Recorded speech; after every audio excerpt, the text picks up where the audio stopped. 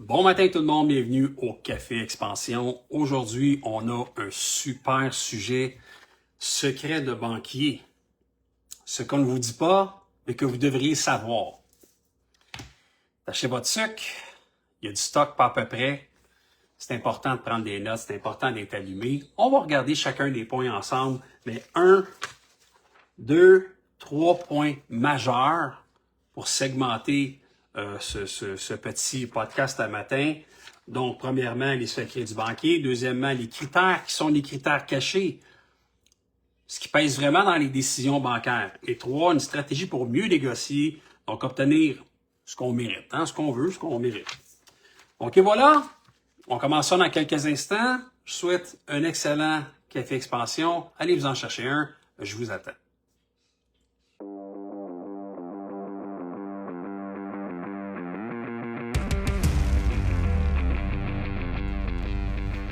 Hey! Vous êtes-tu déjà arrivé à la banque, on fait une demande au niveau financement, on est refusé. On est refusé, puis on ne sait pas trop pourquoi qu'on est refusé. Comment ça se fait qu'on est refusé? Comment ça se fait que ça ne fonctionne pas? Puis pourtant, il me semble que l'entreprise va bien, il me semble que je fais mon affaire, il me semble que j'ai un bon comptable, il me semble que... Comment ça se fait que ça ne marche pas? Puis, tu sais, ils m'énumèrent pas de raison, ils me donnent pas de raison. Ils doivent me cacher quelque chose de certain, là. Il y a de quoi que je sais pas ou que je comprends pas. Mais c'est ça qu'on va regarder maintenant. On commence avec, puis je vais faire un petit peu de lecture ce matin, je vous le dis, là. On commence avec les coulisses, en fait, les secrets des banquiers. Et on y va maintenant. Donc, le premier, si on veut, point. On y va avec quelques éléments importants. Puis, c'est important, ces affaires-là. Là, c'est vraiment du stock pesant. Pesant avec une valeur extraordinaire. Votre conseiller n'est pas seulement un conseiller, mais aussi un vendeur. Vous devez garder ça en tête. Votre conseiller, puis moi j'ai travaillé longtemps dans les banques, là, on nous demandait de vendre des marges de crédit, des cartes de crédit, de rapatrier la clientèle au complet avec tous leurs actifs, leurs biens, de faire en sorte qu'ils deviennent opérationnels à la banque. Ben oui, la banque, c'est une business. Ils sont là pour faire des profits. Puis votre conseiller, c'est un vendeur. Ben oui. Assurance, placement. Fait que tout ce qu'il va vous dire va influencer, en fait, les recommandations qu'il va vous faire vont influencer, si on veut, là, votre décision à prendre la bonne pour eux. Pas pour vous, pour eux. Fait que, qu'est-ce qu'on peut faire avec ça? Ben, on prend un peu de recul sur les conseils reçus, puis on compare avec plusieurs autres options, tu sais, comme, c'est important peut-être d'en discuter avec des amis, de voir avec peut-être un autre banquier si vous avez deux institutions financières.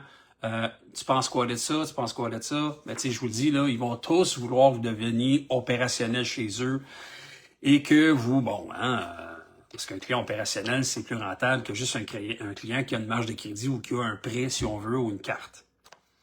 Les frais. Les frais sont négociables dans bien des cas. Ce qu'on ne vous dit pas, c'est que les grilles tarifaires sont également figées selon votre profil. Donc, ils peuvent ajuster les frais. Vous avez un bon profil. Si vous avez, je ne sais pas moi, si vous avez des retards, si vous êtes quelqu'un qui est toujours à l'heure, si vous avez un bon dossier de crédit, si vous êtes justement transactionnel chez eux, si vous avez vos placements, votre famille, vos amis, tout le monde est là, il y a des chances que vous ayez certains avantages au niveau des taux, au niveau des frais. Donc, voilà. On n'accepte pas, sans discussion, les frais qui nous sont proposés.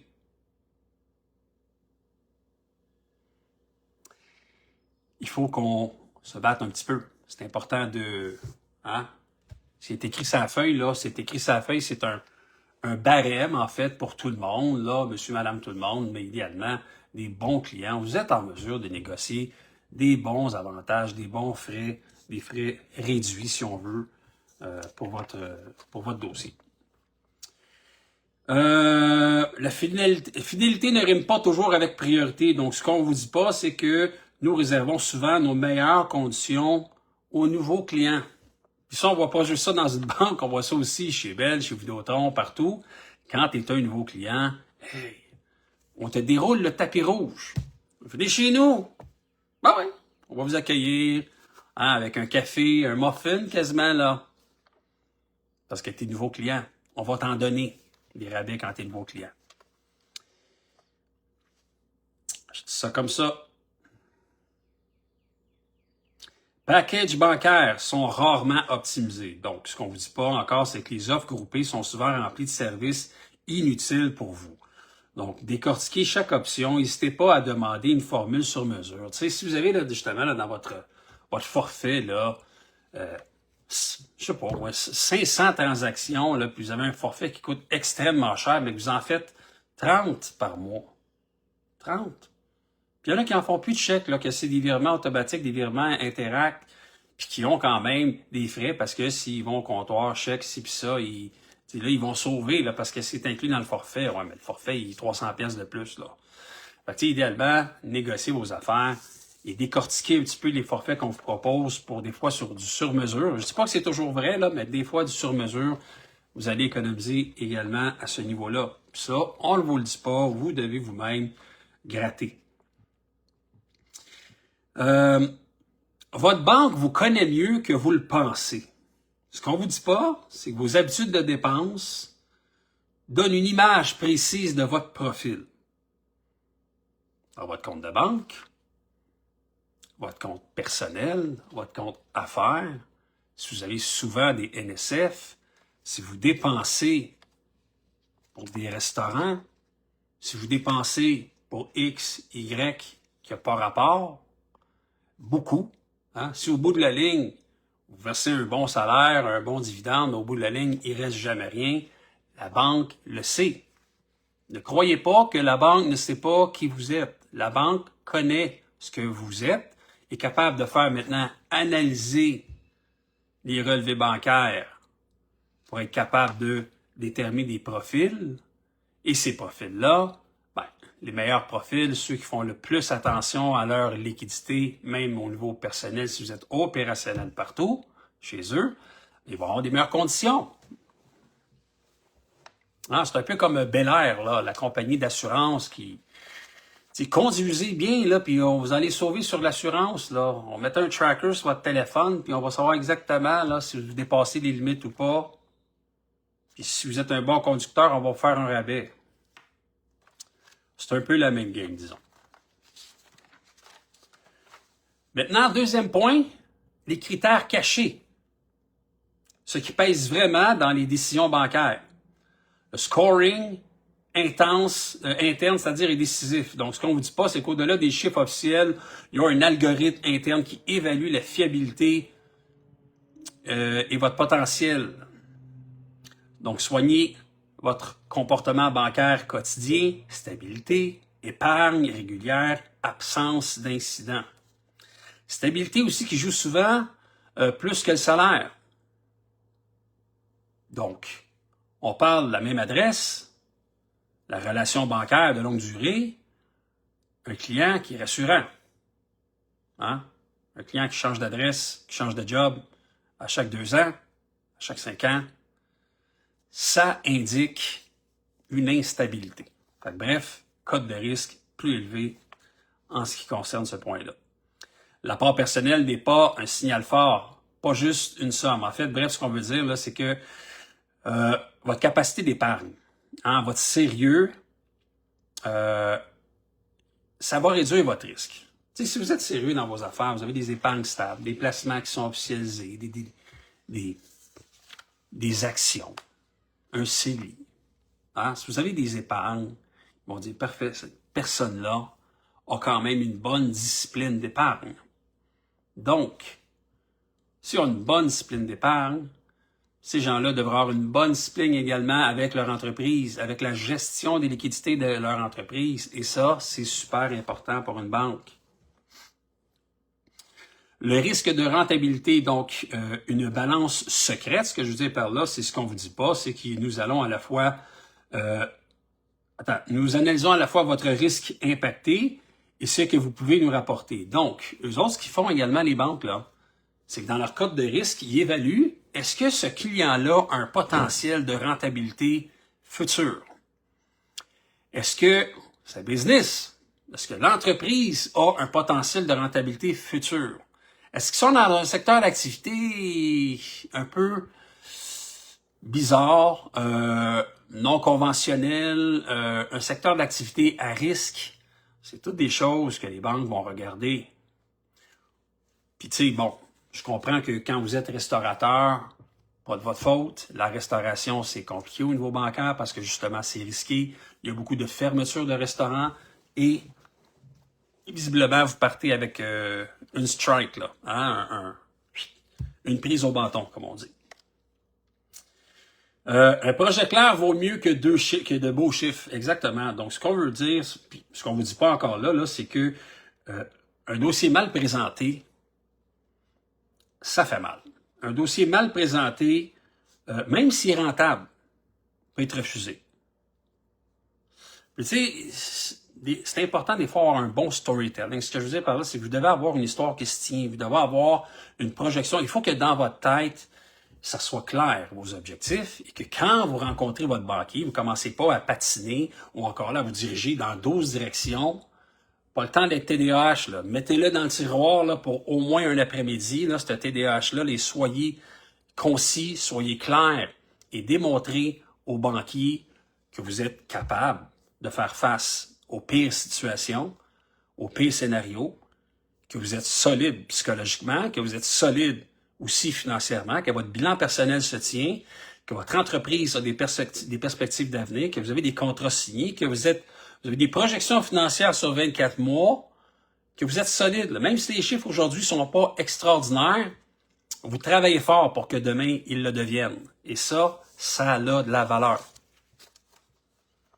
Oui, des fois, financement de 100 000 et moins, machine à saucisses, mais quand c'est un financement de 100 000 et plus, là, on a un directeur de banque qui s'occupe de nous. Quand on a une marge de crédit à faire, on a quelqu'un d'attitré. Hein, donc, ça permet de jaser des vraies affaires.